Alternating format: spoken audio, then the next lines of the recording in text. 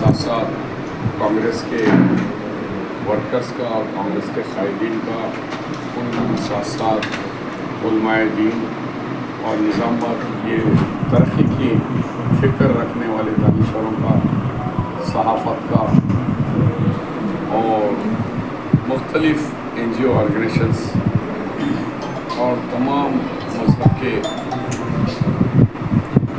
जमातों का, उन सबका फ़र्ज़न शुक्रिया अदा करता हूँ कि कल की इलेक्शन में भारी तादाद में पोलिंग में हिस्सा लिया। उन सब का फिर एक दफ़ा शुक्रिया अदा करता हूँ मेरी जानिब से और कांग्रेस पार्टी की जानिब से। ये सबसे बड़ी ये कि कांग्रेस पार्टी ने इत्तेहाद का मुजाहिरा किया पहले दिन से ही, क्योंकि 4-5 ग्रुपों में बटी हुई थी कांग्रेस पार्टी। तो मैं आने के बाद पुराना जो डी श्रीनिवास साहब का ग्रुप से लेकर जो मुख्तलिफ अलग अलग थे, वो तमाम ग्रुप मुत्तहदा होकर मेरे नाम के ऊपर सबने सहमति जताई, क्योंकि मैं तो अप्लाई करा नहीं था कि निज़ामाबाद बना। और जब राहुल गांधी का फैसला था कि कामरानी से पे जाना है, तो अल्हम्दुलिल्लाह कांग्रेस के तमाम NSO, यूथ कांग्रेस, जवादल, महिला कांग्रेस, ऑल फ्रंटल ऑर्गेनाइजेशन और सीनियर कांग्रेस सब ने मिलकर एकजुट होकर काम किया। ये पहली कामयाबी थी, पहले पार्टी मुत्तहदा फाइट करने से पहले। उसके बाद यहाँ पर अक्सरियत और अक़लियत के लोगों ने जिस तरीके से मुझे रिसीव करा और मुझसे जो तवक़्क़ात रखी कि आफ्टर डी श्रीनिवास के बाद एक बहुत बड़ा फ़ायदा आया हुआ है, जिसकी जो दिल्ली से लेकर हैदराबाद तक पहुँच है।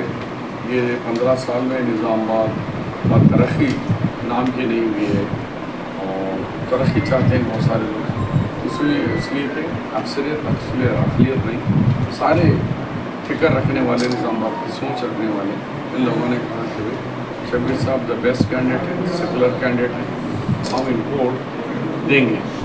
ये सोच बनी और ये 20 दिन के अंदर हमने 30 दिन तो 5 दिन में कामरनी आने जाने में, नॉमिनेशन में रेवंत रेड्डी का भी जाके देखना, मेरा भी देखना, राहुल गांधी है तो जाना, चीफ मिनिस्टर बेंगलुरु में कर्नाटक है तो जाना, वहाँ यहाँ, मगर मेरे साथी या मेरे चाहने वाले डटकर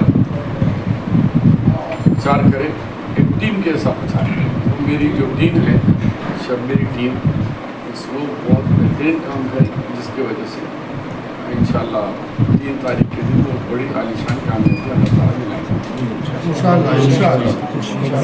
एग्जिट पोल में BRS के 2 बार के उम्मीदवार MLA को तीसरे नंबर पर बताया जा रहा है निज़ामाबाद में।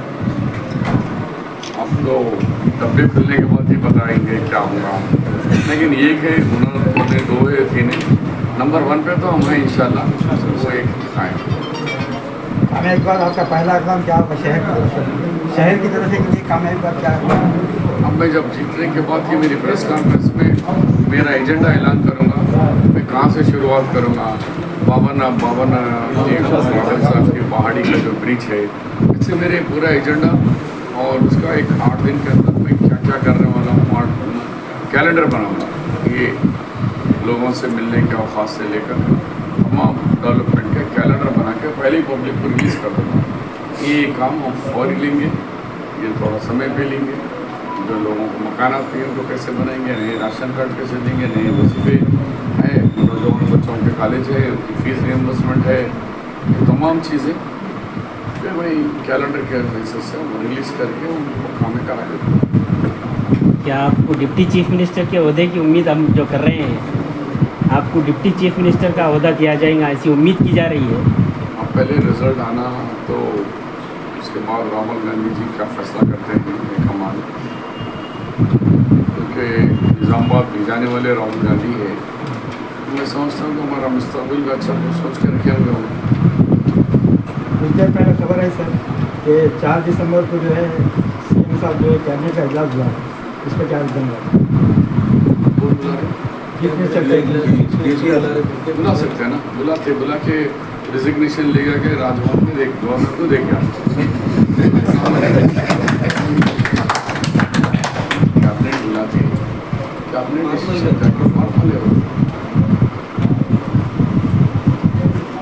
ठीक है, और कुछ जाना भी इसलिए ये तफसीलात नहीं बोल सकते क्योंकि अभी रिजल्ट ही नहीं है। एग्जिट पोल जो है बहुत और अच्छा खास काम तौर किए। पर उर्दू मीडिया भी खासतौर पर जो है अच्छा मीडिया क्लियर की बोल दिया मैं और ऑलरेडी मीडिया का मेरा प्रेस कॉन्फ्रेंस हो गई थी जी और जुमा होने के शायद आप लोग लेट आए जुम्मा तमाम का भी शुक्रिया बहुत बहुत से